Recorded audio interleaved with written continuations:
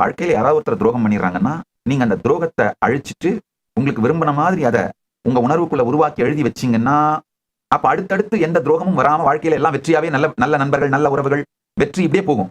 இல்ல அந்த துரோகத்தை நீங்க மனுஷங்களை நம்பவே முடியாது அப்படின்னு உங்களுக்குள்ள எழுதி வச்சிட்டீங்கன்னா அந்த வலி, வேதனை, துரோகம் எதிர்மறையான முன்கணிப்பாக மாறி அது மாதிரியான நபர்கள், சூழ்நிலைகள் அது மாதிரியே எல்லாத்தையும் அட்ராக்ட் பண்ணி அது மாதிரியான ரியாலிட்டியையே உங்களுக்கு காட்டும்.